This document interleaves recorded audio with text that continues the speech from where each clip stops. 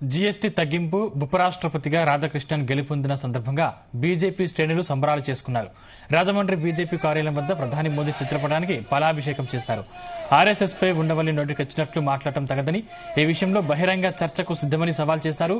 షర్మిలకు ఆస్తిలో వాటా ఇస్తే జగన్ వెనకాలే ఉండేదని అన్నారు బీజేపీ ఎమ్మెల్సీ సోము వీర్రాజు.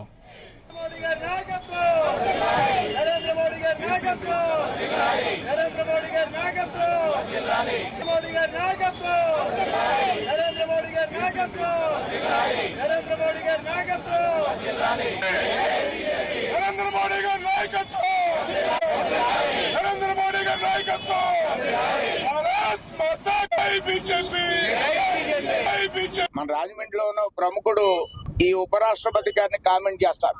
ఆయనకు ఓటేయకూడదట, దేశభక్తులకు ఓటేయకూడదు, సామాన్యులు చంపుతున్న నక్సలైట్లకి అనుగుణంగా తీర్పిచ్చిన వ్యక్తులకు ఓటేయాలని ఆయన సెలవిస్తారు.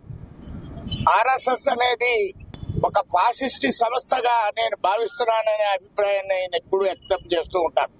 దేశభక్తి ఆర్ఎస్ఎస్ గురించి మరొకసారి ఆయన నోటుకొచ్చినట్లు మాట్లాడటం తగదని నేను ఈ సందర్భంగా తెలియజేస్తున్నాను.